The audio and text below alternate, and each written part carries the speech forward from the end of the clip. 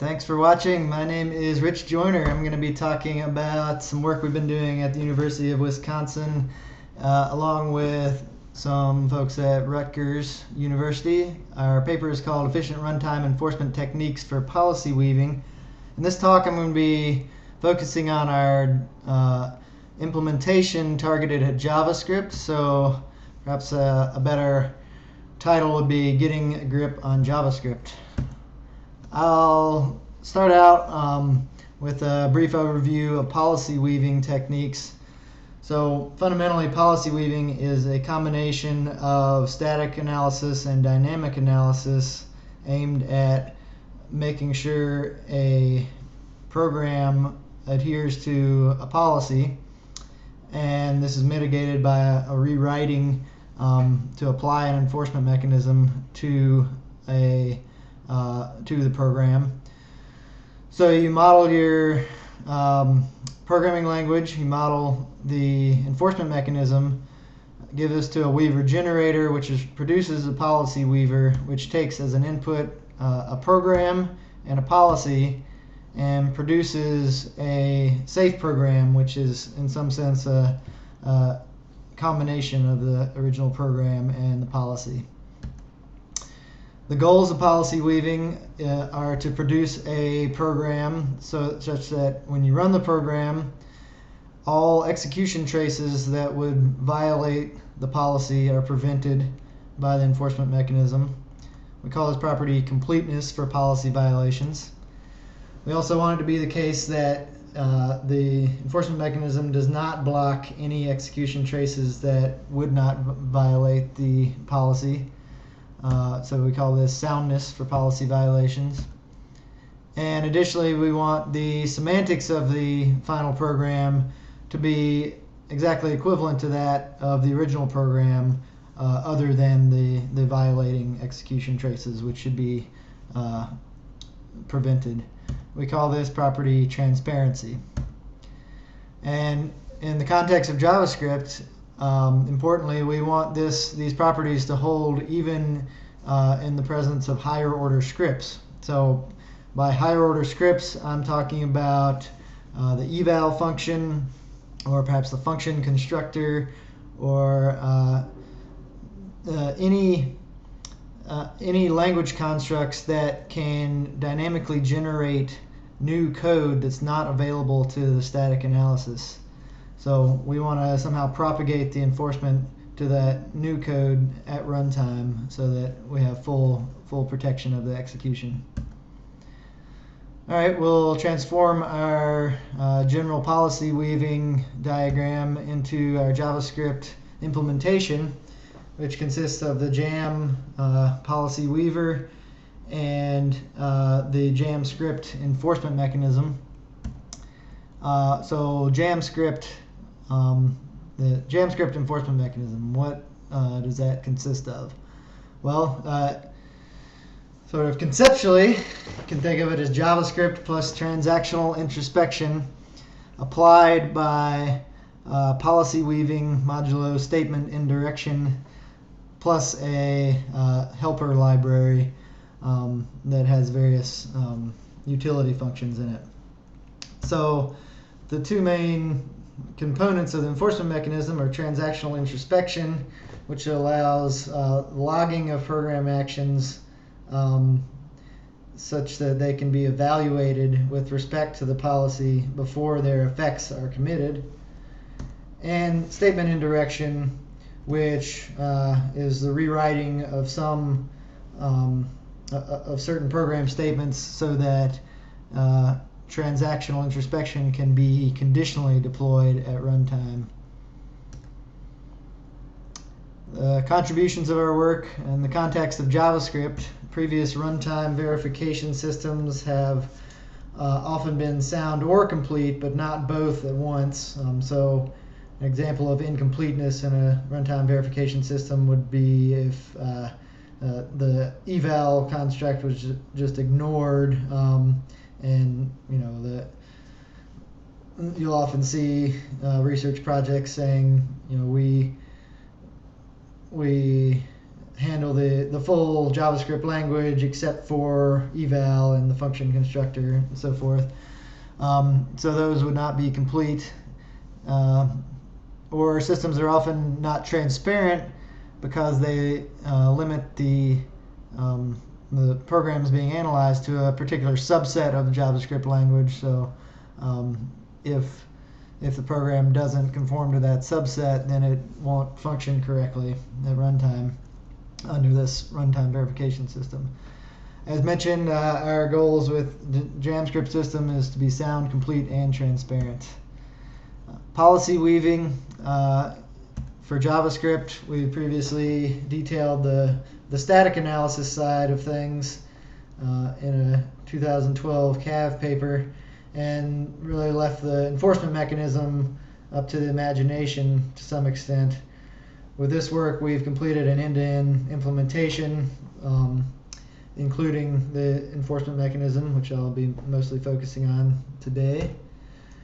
Transactional introspection has been developed earlier by our Rutgers co-authors and deployed in a coarse-grained fashion. So an entire untrusted program would be run within a transaction, as opposed to in our system where we use policy weaving to more finely target the instrumentation to create a more efficient runtime system. And statement indirection was previously developed in a 2009 Pavel paper as the sole enforcement mechanism with a dynamic rewriting component. And we use statement indirection in our context to support and optimize transactions, not as an enforcement mechanism all on its own. So I'll be focusing mostly on the highlighted portions of the system. The other components were discussed in our previous paper, and the unhighlighted components have to do with the static analysis portion of the system mostly, which we're going to skip over today to focus on the enforcement mechanisms. So to get started, let's look at a JavaScript program and some of the challenges that arise from various language features. As mentioned before, we've got higher order scripts, such as the function constructor, which takes a string value as an argument and creates a function that will run that string argument as the body of the function when invoked. Another challenge is first-class functions. Function values can be passed around just like any other values, and this just makes it exceptionally hard to track values through the program statically and to create any kind of reasonably precise call graph. Another challenge is unreliable references in JavaScript. So the WebSocket identifier typically points to a native function in a web browser context that can be invoked to generate network communication. However, this identifier is aliasable, and you can also overwrite it, so you can't depend on that particular identifier pointing to a particular function value in your static analysis or in your dynamic analysis. JavaScript can perform irrevocable actions, so once this WebSocket function is invoked, you can't somehow get back that network communication that was generated. This just points to the fact that you have to have an enforcement mechanism that can somehow look into the future to see what's about to happen, rather than one that observes what happens and then tries to roll things back.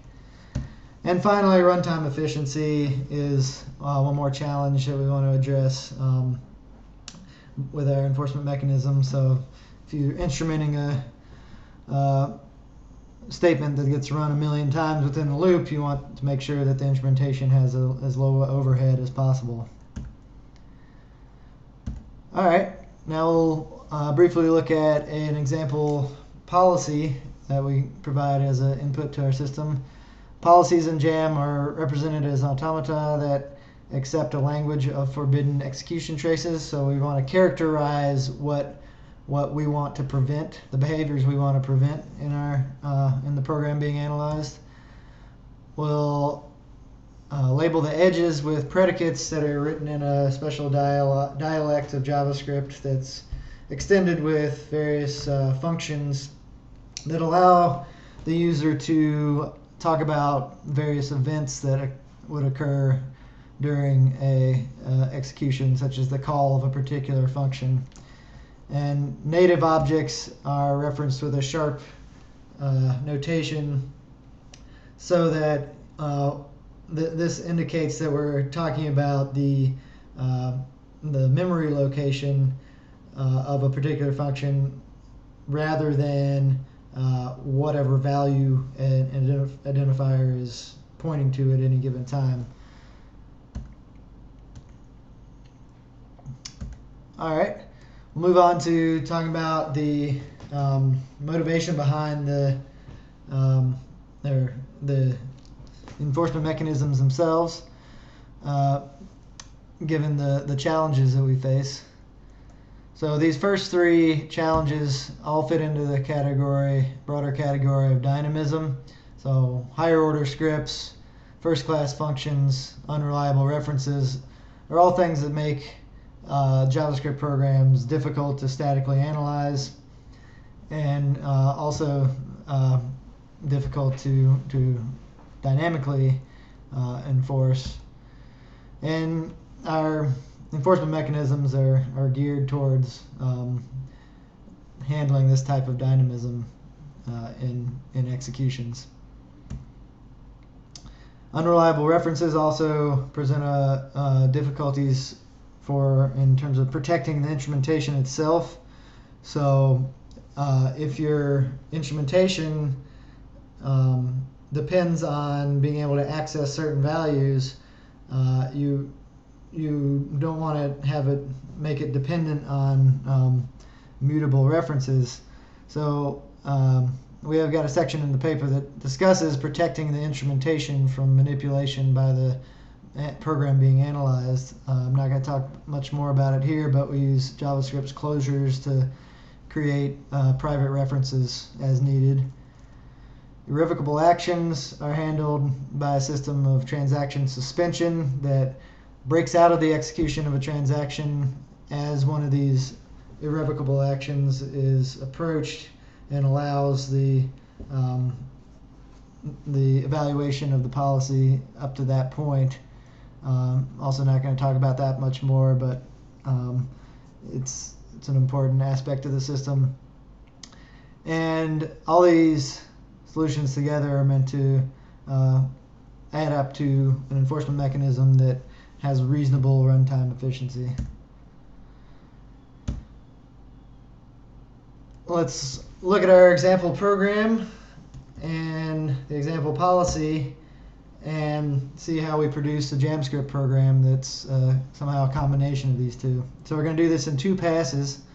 The first pass will identify any statements that can potentially, or in other words, statically,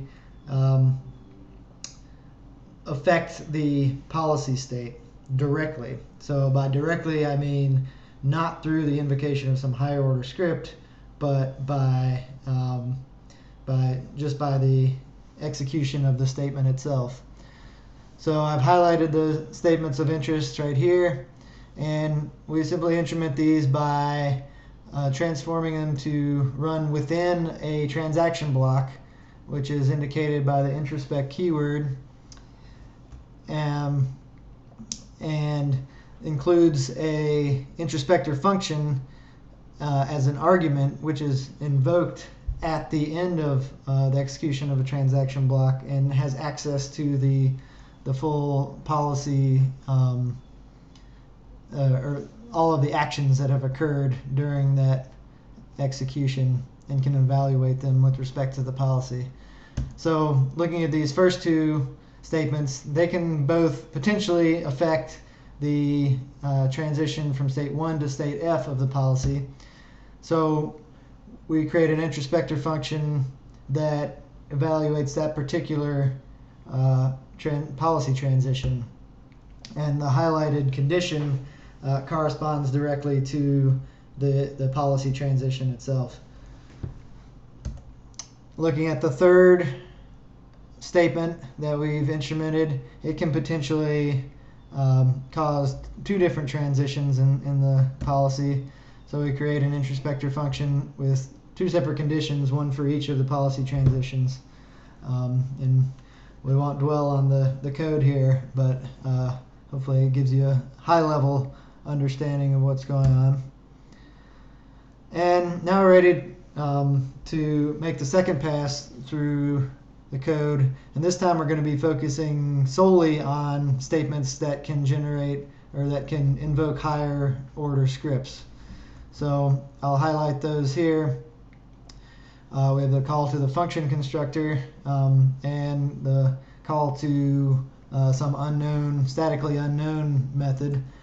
And we'll transform those by breaking the statements into their components and passing those to a library function, which can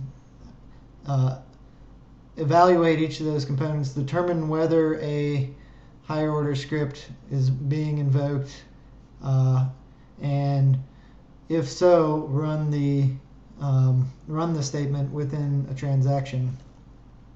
So again, we won't dwell on the specifics of how this works, but the main point is that the statement indirection here is used as a way of conditionally running statements inside transactions. We conducted some experiments.